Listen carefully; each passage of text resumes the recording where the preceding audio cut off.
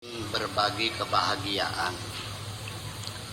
Saya insya Allah tidak akan mencaci maki siapapun, dan saya tidak akan menyalahkan siapapun.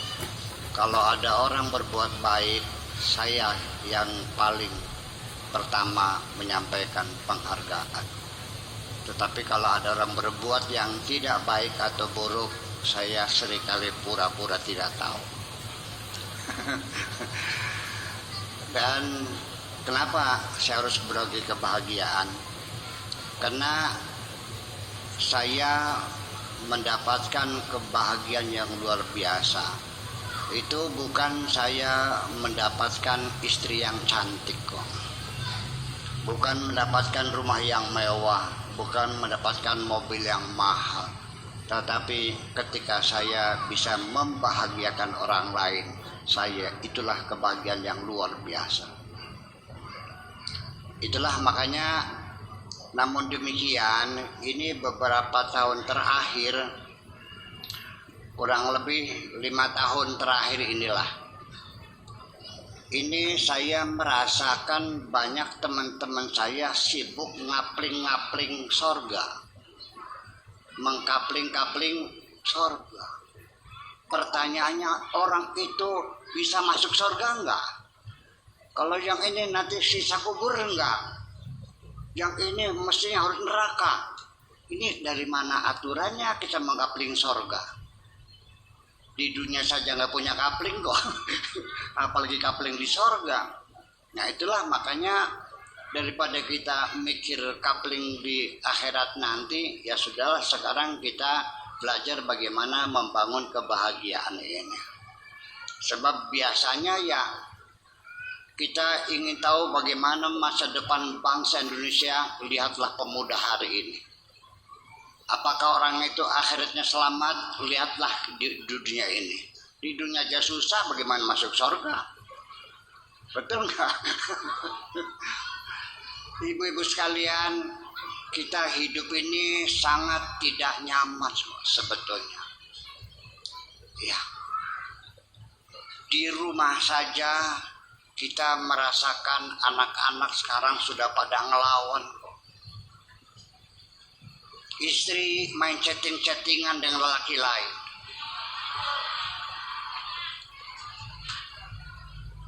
Suami punya simpenan lagi. Ya Allah. Tetangga tiap hari bertengkar, cerewetnya kayak apa?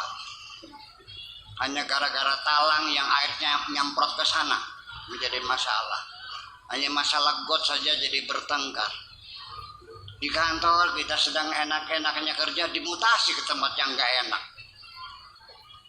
Dagangan kita laris, banyak yang mengisukan punya gulang-gulang. Dibilang nyupangnya di mana? Ini sehari-hari di kantor, di rumah, di sawah sama. Kita temukan galang itu mencong-mencong, tetangga bikin galang itu. Alasannya apa? Ya paling sekilan. Ya sekilan kali 1 kilo berapa banyaknya? Semua tidak nyaman. Lalu bagaimana cara menyelesaikannya? Nah, terakhir kali ada anak perempuan datang bawa pacarnya, Bu. Pakai anting pacarnya. Rambutnya di set merah, dikepang kayak kuda tuh. Rambut bajunya ditempelin tutup botol. Ya Allah. Celananya disobek-sobek, nggak mandi-mandi lagi. Kata ibunya, Neng, amit-amit 7 turunan. Gak mungkin gue punya menantu kayak jaran kepang begitu tuh. Maksa. Ini pertanda ibu sudah tidak berwibawa di mata anak-anak. Maksa. Sampai ibunya mengancam, kalau kamu pilih suami seperti itu, sejak hari ini jangan panggil aku lagi ibu. Apa bilangnya? Goodbye forever. Ini pilihan. Kita sehari-hari sudah tidak dihargai suami, tidak dihargai istri, tetangga, teman di kantor, semuanya. Pertanyaan saya, ingin nggak berwibawa? Dari mana datangnya wibawa? Wibawa akan bisa dibangun melalui personalitas kita, kepribadian kita. Tidak datang tiba-tiba. Nah itulah makanya nggak usah datang ke dukun minta jimat supaya berwibawa lah, percuma dah. Kita perbaiki aja kita sendiri bagaimana supaya kita hidup ini punya kepribadian yang jelas. Ya, sebabnya kita tidak dihormati, ya memang kita tidak layak dihormati. Jangan menyalahkan orang ketika tidak menghormati kita, memang kita tidak layak untuk dihormati. Setuju nggak? Ya. Daripada kita menuntut orang menghormati kita, ya cobalah sekarang kita mulai dari diri kita sendiri. Hormatilah dulu orang lain. Bagaimana orang lain menghormati kamu, kamunya tidak pernah menghormati orang lain? Betul. Ketika Anda telah menghormati orang lain, pasti orang lain pun akan hormat kepada Anda. Jadi pada hakikatnya menghormati orang lain itu adalah menghormati diri sendiri kepada Anda. Nah itulah untuk membangun kewibawaan, kepribadian, personalitas yang itu. Saya ingin tularkan sedikit ilmu saja malam ini. Nanti kita dialogkan.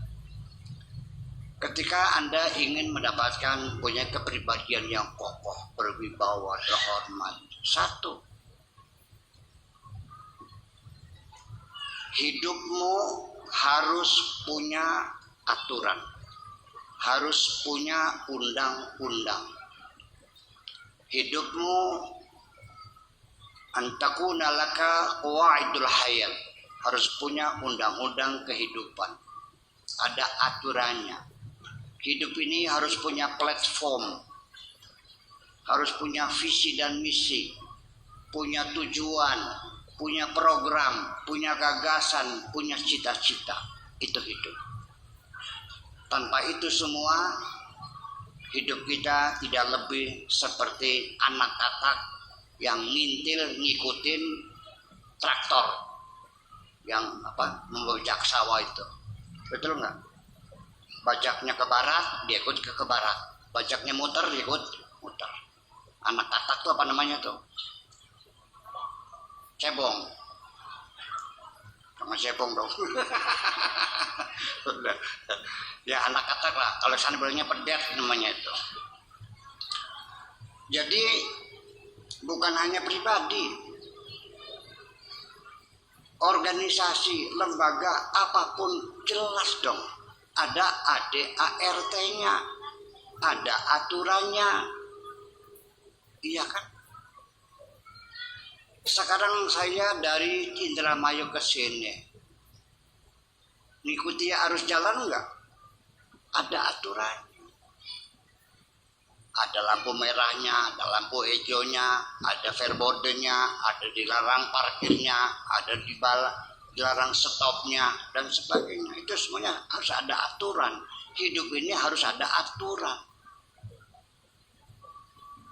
Yayasan saja ini nih di Masjid Al-Hidayah ya, ada aturannya enggak? Ada dong. Berapa tahun ketua DKM jabatannya? Ya kan begitu. Bagaimana sistem seleksi ketua DKM itu? Iya, apa namanya itu? Panja. Ada, tugasnya apa-apa jelas. Nanti kotak infak yang muter tiap Jumat itu siapa yang pegang kunci, siapa yang menyimpan, ada aturannya, nggak bisa. Setuju nggak begitu? Nah, ya kalau nggak ada aturan ya gimana? Nah, oke, ini satu poin. Hidup harus punya undang-undang, punya aturan. Kita harus punya visi dan misi, punya platform, punya gagasan, punya cita-cita, punya tujuan yang jelas. Itu. Nah, pertama, telepon ini juga pertama, satu, Anda harus mengerti betul aturan-aturan hidup itu. sudah punya aturan, punya kaidah-kaidah, ngerti nggak kaidah-kaidahnya? Harus ngerti. Banyak orang hidup beragama, hidup bernegara, hidup bermasyarakat, tapi dia tidak mengerti aturan-aturan itu. Baru saja tadi sebelum berangkat ke sini nih, ada panitia pembangunan masjid. Dia nanya, Buya, ini kayu-kayu kusen-kusen bekas masjid yang lama ini gimana? Boleh nggak dimanfaatkan lagi? Ya boleh, bilang. Kata Pak Lebenya, katanya dikubur aja.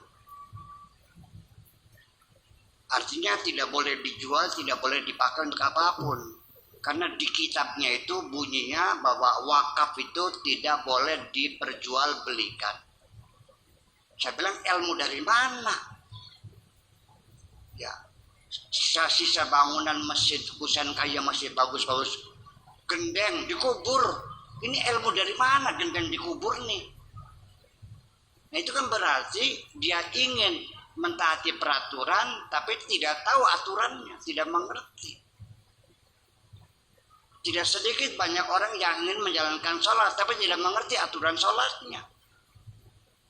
Masa lagi sholat garuk-garuk begini-begini. Iya, sampai ada yang kentut saja nggak tahu dia batal tuh. Terus saja sholatnya. Jadi kita mesti tahu aturan-aturan semacam itu. Dan ini memerlukan waktu panjang untuk mengerti aturan-aturan itu. Sebab seseorang masuk dalam wilayah apapun, kalau tidak tahu aturannya, persis kayak masuk hutan belantara, nggak tahu jalan, nggak tahu arah. Tetapi nanti ketika kita ini belajar mengerti aturan, tolong jangan fokus hanya persoalannya boleh atau tidak boleh, bukan hanya haram atau tidak haram. Saya sudah capek mendengarkan orang setiap ada persoalan baru ujung-ujungnya hukumnya bagaimana, hukumnya boleh atau tidak. Nongol TV, bagaimana hukumnya TV? Nongol HP, bagaimana hukumnya HP? Nongol internet. Sampai piano, bagaimana hukumnya? Sangat melelahkan. Masa Islam hanya terbatas boleh atau tidak boleh? Nah itu persoalannya. Nah ini ujung-ujungnya bertengkar lagi. Stop, udah nggak usah bertengkar. Nah jadi artinya satu harus betul-betul mengerti. Orang semua pengen beragama Islam yang baik, ingin menyanggah, tapi menghitung zakat juga nggak tahu kok. Oke, kalau tidak tahu ada solusinya. Nanya kepada orang yang mengerti. Fas'alu ahla dzikri in kuntum la ta'lamun. Bertanyalah kepada orang yang mengerti. Tetapi timbul masalah lagi kadang-kadang. Nanya sama kiai ini bilangnya haram. Nggak puas nih. Nanya lagi sama kiai B. Bilangnya halal. Diaduk. Kata kiai ini haram, ini halal. Suruh berantem dia sama kiainya. Itu sehari-hari terjadi semacam itu.